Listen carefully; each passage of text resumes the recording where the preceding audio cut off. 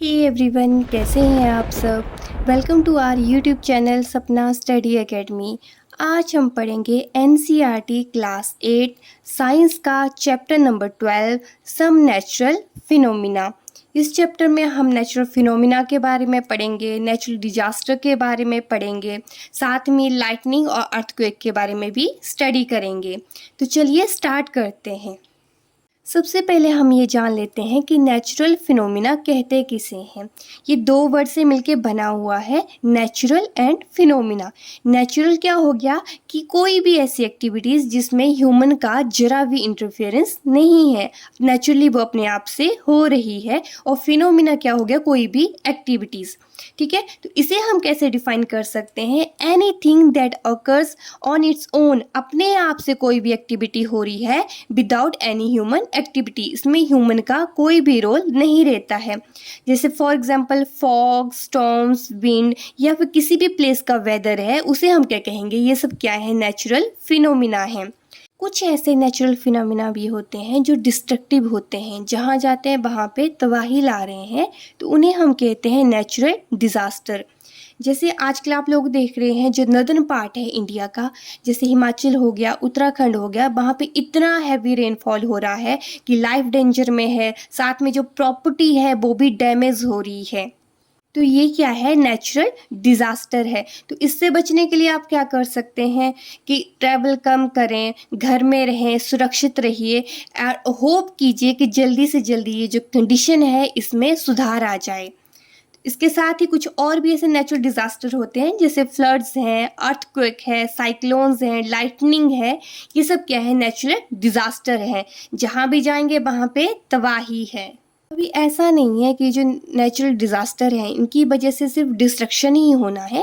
इससे खुद को बचाने के लिए हम कुछ ऐसे प्रिकॉशंस यूज़ कर सकते हैं कि हम इससे बच सकें। तो बेसिकली आज हम इन्हीं नेचुरल डिज़ास्टर के बारे में पढ़ेंगे। सबसे पहले हम पढ़ेंगे लाइटनिंग के बारे में। लेकिन लाइटनिंग को स्टार्ट करने से पहले मैं आपको ये बता दूं कि जो स्पार्क्स होते हैं, जैसे लाइटनिंग हो रही है वहाँ पे स्पार्क हो रहे हैं, तो जो ग्रीक्स हैं उन्हें पहले ही इस बारे में अंदाजा हो गया था। Greeks knew as early as 600 BC। उन्हें कब पता चल गया था, 600 BC में। उन्होंने एक एक्सपेरिमेंट किया होता जिसके थ्रू उन्हें ये चीज़ पता चल गई थी। उन्होंने देखा कि जब एम्बर होता है, एम्बर क्या है, एक काइंड ऑफ रेजिन है, जब भी वो रब करते हैं इसे फर के साथ, तो वो छोटे छोटे ऑब्जेक्ट्स को अपनी तरफ अट्रैक्ट कर लेता है। ठीक है, तो इससे उन्हें पता चल गया था स्पार्क्स के बारे में। इसके साथ ही आपने क्या है, जैसे आप कपड़े आपके होते हैं, ठीक है, सर्दियों में आपने देखा होगा, आपने क्या है, आपके जो वुलन क्लोथ्स होते हैं वो क्या करते हैं, थोड़ा सा स्पार्क देंगे या फिर हमें क्रैकिंग साउंड आती है उनसे। वो किसकी वजह से होता है, इन्हीं स्पार्क्स की वजह से होता है। तो इन सब के बाद जितने भी ग्रीक थे, उन सब के बाद एक साइंटिस्ट हैं जिनका नाम है बेंजामिन फ्रैंकलिन। इन्होंने क्या किया, ये अमेरिकन साइंटिस्ट थे। 1752 में इन्हें ये पता चला कि जो किसी कपड़े से आवाज़ आ रही है या फिर हम क्या कर रहे हैं, जो रेजिन का था उन्होंने रब किया था फर के साथ, वो लाइटनिंग के साथ मैच होते हैं। तो उन्होंने फाइंड आउट किया कि जो लाइटनिंग है और जो क्लॉथ का जो स्पार्क निकल रहा है दोनों सेम है। अभी लाइटनिंग की स्टोरी सुनने से पहले आप कुछ और टर्म्स को डिस्कस कर लेंगे, जैसे चार्जिंग ऑफ बाय रबिंग। ठीक है, कि जब हम रब करते हैं तो किसी भी ऑब्जेक्ट में चार्ज आ जाता है। जैसे आपने देखा है, आपने कोई स्केल लिया, उसे अपने बालों में रब कर रहे हैं, तो आपने एक पेपर लेना है, उसके छोटे छोटे पीस बना देने हैं, तो आप देखेंगे कि जो छोटे छोटे पीस हैं स्केल के साथ क्या हो जाते हैं, चिपक जाते हैं। तो किस वजह से हो रहा है, क्योंकि जो ऑब्जेक्ट है वो क्या हो गया, चार्ज अप हो गया है। चार्ज दो तरह के होते हैं, पॉजिटिव चार्ज और नेगेटिव चार्ज। जो अलग अलग चार्ज होंगे, जैसे पॉजिटिव नेगेटिव होगा, अनलाइक चार्जेस होंगे, दोनों क्या करेंगे, अट्रैक्ट करेंगे। और सेम सेम चार्जेस क्या करेंगे, एक दूसरे से दूर हटेंगे, एक दूसरे को रिपेल करेंगे। इन सभी पॉइंट्स के बाद आती है स्टोरी ऑफ लाइटनिंग। ठीक है, कि जो लाइटनिंग होती है वो किस तरह से होती है। लाइटनिंग तो आप लोगों ने देखा है क्या होता है, इलेक्ट्रिक स्पार्क होता है नेचर में एक बड़े स्केल पे। ठीक है, आपको क्या दिखेगा, बादलों से क्या दिखती है, आपको बिजली कड़कती हुई दिखाई देती है, तो उसे हम क्या कहते हैं, लाइटनिंग कहते हैं। ये किस वजह से होता है, चार्जेस की वजह से। जब भी क्लाउड्स में जो बादल हैं उनके बीच में अंदर ज़्यादा चार्जेस हो जाते हैं तो उससे बिजली उत्पन्न हो जाती है। अब कैसे होगी, ये क्लाउड है, ठीक है, और ये अर्थ है। क्लाउड्स के अंदर भी कुछ चार्जेस होते हैं और कुछ अर्थ में होंगे, लेकिन जब मेनली क्लाउड्स में चार्जेस होते हैं वो होते हैं नेगेटिव चार्जेस। पॉजिटिव भी होंगे लेकिन ज़्यादा से ज़्यादा क्या होते हैं, नेगेटिव चार्जेस होते हैं। और जो हमारी अर्थ है उस पे होता है मेनली पॉजिटिव चार्ज। तो नेगेटिव और पॉजिटिव दोनों क्या करेंगे, एक दूसरे को अट्रैक्ट करेंगे, ठीक है।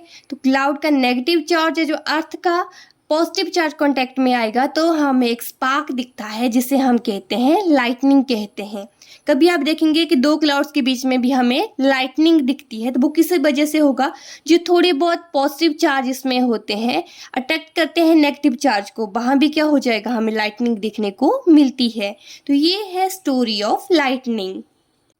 अब ये मान लो जैसे लाइटनिंग हो रही है, नेचुरल डिजास्टर है, इट मीन्स ये क्या कर सकता है, लाइफ को भी डेंजर में डाल सकता है और प्रॉपर्टी को भी डैमेज करेगा।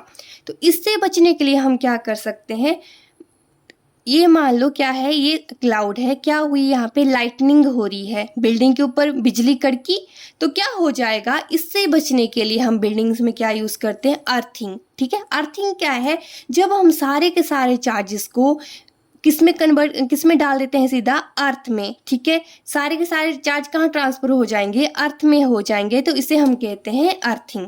यहाँ पे आप देखेंगे जैसे क्लाउड्स है, यहाँ से बिजली कड़केगी तो हम क्या यूज़ करते हैं, बिल्डिंग्स पे लाइटनिंग कनेक्टर यूज़ करेंगे, ठीक है। लाइटनिंग कनेक्टर क्या करेगा, बेसिकली ये चार्ज को ट्रांसफर करेगा। यहाँ से करते करते ये अर्थिंग वायर से होता होता सीधा कहाँ चला जाएगा, अर्थ में चला जाएगा। इट मीन्स कि जितने जो चार्जेस हैं सारे के सारे कहाँ चले जाएंगे, हमारी धरती में चले जाएंगे, और जो बिल्डिंग है वो डैमेज होने से बच जाएगी। इसमें जो हमारी प्रॉपर्टी है उसे भी कोई नुकसान नहीं होगा, और जो हम लोग हैं हम भी सेफली अंदर रहेंगे। इसके साथ ही हम कुछ और भी प्रिकॉशंस यूज़ कर सकते हैं, जैसे अगर बाहर बिजली कड़क रही है तो आप जितने भी हमारे इलेक्ट्रिकल वायर्स हैं, मेटल पाइप्स हैं, इन सब से दूर रहें। हमें यूज़ करना चाहिए कॉर्डलेस फ़ोन। अगर कोई इमरजेंसी है तो जैसे हमारे फ़ोन्स हैं जिनमें तार नहीं होती है उनका मेनली हमें यूज़ करना चाहिए, लेकिन वो भी इमरजेंसी में यूज़ कीजिए, ठीक है। और जितनी भी वायर्स हैं उनसे तो दूरी बना के रखिए, और जो रनिंग वाटर है उनसे भी हमें दूरी बना के रखनी चाहिए, ठीक है। या फिर हमें जैसे बिजली कड़क रही है तो आप अवॉइड कीजिए कि हमने बिजली कड़कते टाइम नहाना नहीं है, क्योंकि जो रनिंग वाटर होता है उसमें भी कई तरह के चार्जेस मिलते हैं, और जैसे बिजली कड़केगी तो ये हमें डेंजर में डाल सकता है। अभी ये तो हुआ कि अगर हम लोग बिल्डिंग में हैं, अपने अपने घरों में हैं, लेकिन मान लो अगर कभी हम आउटडोर हैं, कहीं बाहर हैं, तो हम किस तरह से अपनी सुरक्षा कर सकते हैं।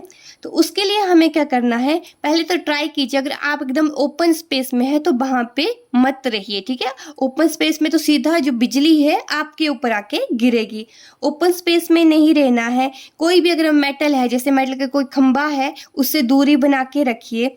ओपन व्हीकल में मत रहिए, जैसे आपका बाइक हो गई, उसमें नहीं रहना है। अगर आपको शेल्टर लेना है तो जो छोटे छोटे पेड़ होते हैं उनके नीचे जाके आप शेल्टर ले सकते हैं, और आपने कुछ इस तरह पोजीशन में बैठना है जिसे हम स्क्वाट कहते हैं। इस पोजीशन में बैठ के आप लाइटनिंग से बच सकते हैं। नेक्स्ट हम पढ़ेंगे अर्थक्वेक के बारे में। अभी आप लोगों ने कभी ऑब्जर्व किया होगा, जैसे हम घर के अंदर हैं, अचानक से क्या होगा, बेड हिलने लगेगा, अलमीरा हमें हिलते हुए दिखने लगती है। तो ये जो सडन शेक होता है अर्थ में, इसे ही हम कहते हैं अर्थक्वेक, ठीक है। और ये किस वजह से आता है, जैसे ये अर्थ की लेयर्स होती हैं, इनर कोर है, ये वाली क्या है, इनर कोर है, बाद में होगी आउटर कोर, ये वाला क्या है, मेंटल है, और जो सबसे ऊपर वाला जो हिस्सा होता है उसे हम बोलते हैं क्रस्ट। तो जब भी सबसे ऊपर वाली लेयर में कोई भी डिस्टर्बेंस आता है तो उसे हम क्या कहते हैं कि अर्थक्वेक आ गया है। जो अर्थक्वेक है, जैसे लाइटनिंग है, उसे हम प्रिडिक्ट कर सकते थे, लेकिन जो अर्थक्वेक है इसे हम प्रिडिक्ट भी नहीं कर सकते हैं। अभी अर्थक्वेक आता कैसे है, तो ये वाला जो क्रस्ट है, जो सबसे अपर मोस्ट लेयर होती है, ये बहुत सी छोटी छोटी प्लेट से बनी होती है। जैसे ठीक है, यहाँ पे क्या होती हैं, छोटी छोटी प्लेट्स बनी होंगी।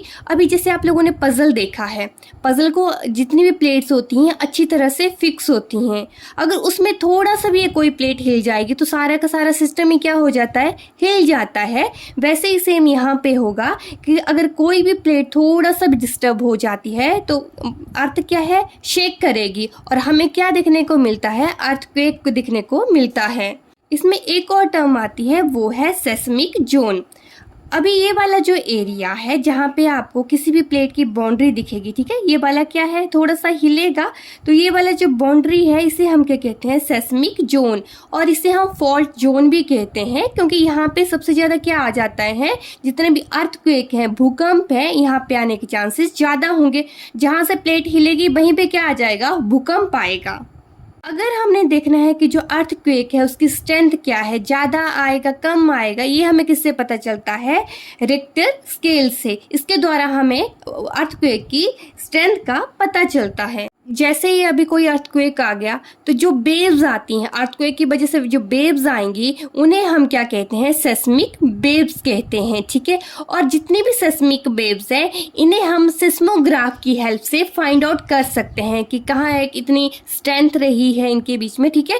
अर्थक्वेक से क्या आ रही है, सेस्मिक वेव्स आ रही हैं। और जो इंस्ट्रूमेंट होता है जिसके द्वारा हम इसे प्रिडिक्ट कर सकते हैं, जिसके द्वारा हम पता कर सकते हैं कि क्या स्ट्रेंथ रही है, कहाँ से वेव आ रही है, कौन से सरफेस पे पड़ रही हैं, तो वो किसकी हेल्प से हम करते हैं, सिस्मोग्राफ की हेल्प से करते हैं। इसलिए हम क्या क्या प्रिकॉशंस ले सकते हैं, जैसे भी हमने कोई बिल्डिंग्स बनानी है तो हम क्या करें, प्रॉपर आर्किटेक्ट की हेल्प लें, ठीक है। इससे क्या होगा, जो बिल्डिंग का जो नक्शा बनाएंगे, प्रॉपर बनाएंगे, जैसे अर्थक्वेक को भी हम सेफली उसमें रह सकते हैं। या फिर जो रूफ बनाएंगे वो थोड़ा हल्का बनाएं, ताकि अगर कभी अर्थक्वेक आता है, रूफ ऊपर गिरती है तो इतना ज़्यादा वो भारी ना हो। जितने भी कवर्ड्स आपके होते हैं या फिर सेल्फ होती हैं, ट्राई कीजिए उन्हें ज़्यादा से ज़्यादा जो वॉल में ही फिक्स हों। इसके साथ ही जो आपके जितने भी बिल्डिंग्स होती हैं, अगर मान लो किसी ने कभी जो फायर है कैच कर ली, ठीक है, भूकंप आया, फायर लगी किसी बिल्डिंग में, तो अपने पास वहाँ पे फायर एक्सटिंग्विशर होने चाहिए बिल्डिंग में। अगर आप लोग घर में हैं तो किसी टेबल के नीचे जाके बैठ जाइए या फिर किसी भी चीज़ का सहारा लीजिए, ओके। अगर आपके जो बड़े बड़े सामान हैं जैसे कवर्ड्स वगैरह ऐसे रखी हुई हैं तो उनसे थोड़ा दूरी बना के रखिए। या फिर जैसे आप लोगों ने सुना है कि जब भी कभी भूकंप आता है तो हमें क्या बोलते हैं, ओपन स्पेस में जाओ।